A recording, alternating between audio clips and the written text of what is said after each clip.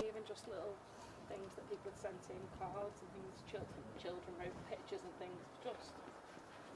I think as well, sorry, the family issue that you talked about, that's something that we sometimes don't recognise, how much to do more work to support families because they do want to help. And that's where a lot of people go initially, to the friends and families, rather than this is a really important point that about, especially if you're in a two-job family. Yes. But it's an interesting, there's the interesting debate that's had quite a lot actually about that, is that how much do you share with your loved one?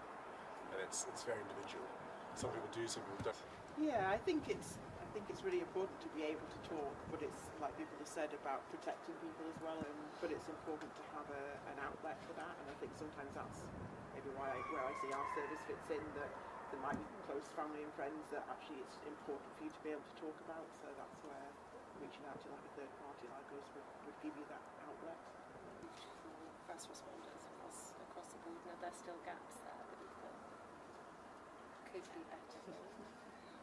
You can speak honestly. Like. I think we're quite privileged in the fire service that we seem to, we have a lot more time than the other services to be able to focus on mental health. Thinking beforehand, one of the things that was coming up quite frequently is that the other services don't necessarily get the time, because they're so busy, they don't get the time to actually be able to dedicate to looking at it. Yeah, maybe a bit for ourselves as well. Perhaps we'll have to go back into work at 12 o'clock on the day off. I've got your precious time with your children, and you know. A moment like this, or even if it wasn't just the attrition of what you guys do on a day-to-day basis, your line management come along and say, well, actually, there's a enforced break, if you like, on work you're doing for say 2 or 3 weeks, to decompress, to go and do something different, to take your mind away, to go and maybe do some mental health training or work, whatever it might be. Instead of you as an individual, I'd put your hand up and say, I need help. Would that change the dynamic of the conversation here, do you think? I think we stood ourselves down after the job. I don't think there's the stigma that used to be, surrounding mental health, I would say that at all, really. Because that's what I worry about, is if we're always relying on the individual to put their hand up and say, I need help, this is going to take an awfully long time to get lost along the way and won't be captured. You're supporting individuals and families at sometimes the most traumatic or the darkest times for them, and actually for you to witness that and part of that, you need to support yourselves. I don't imagine they've been dealing with, because everybody's, so the next job you might go to them, that's the most important thing in the world, so you've got to treat that what really takes, I imagine, so for me, I went off the day after, that day, and then the Prime Minister came on Tuesday, so I went back into that. And that was quite difficult to deal with, because I wanted to just be alone and deal with what process what I just dealt with the day before, about 4 weeks. I tried to go back, it didn't work. I was sitting in the office feeling anxiety, which is not a common feeling for me in that setting, in my office, quite comfortable in my office. I felt anxious,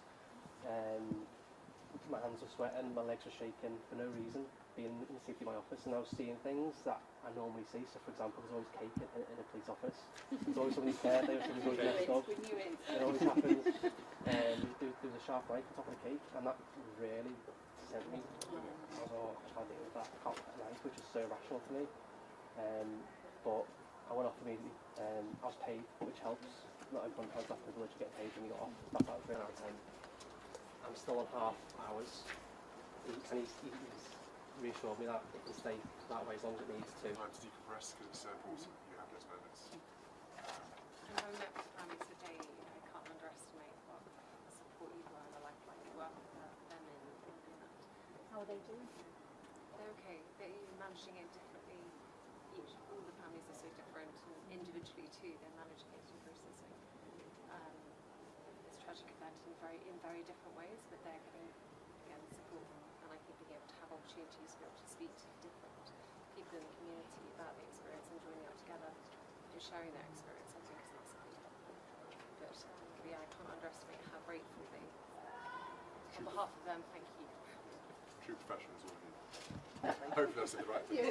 Help is exactly. Anything we can do, like card-wise, and Yes. that sounds support, we'll look at. Yeah. Fantastic. Thank you. Come and get warm, guys. Yeah. Come and get warm. You're freezing.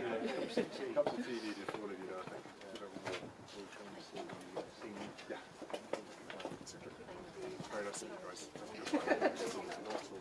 Love to meet you all. How do you feel? Helicopter Steve? It's shoving you in. What aircraft do you feel? Exactly. How long have you done the Yeah. Well, let's come in. They're used to it. you guys were then?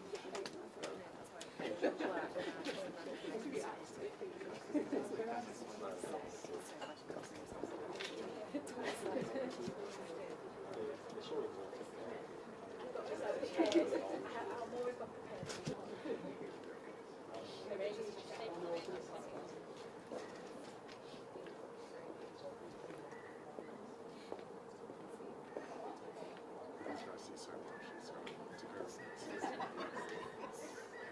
We'll see the rest of the list.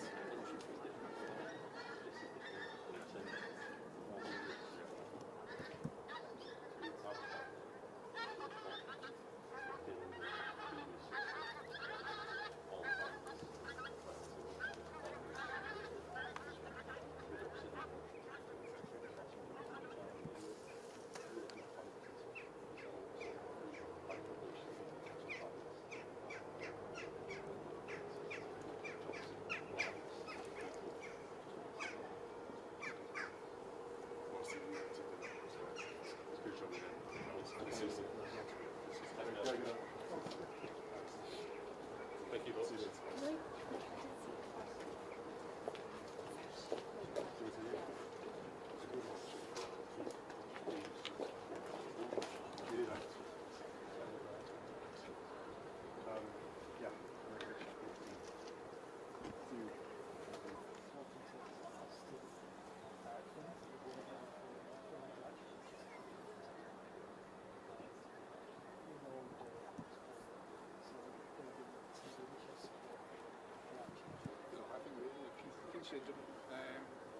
Took you back 10 years, showed emotions and live now.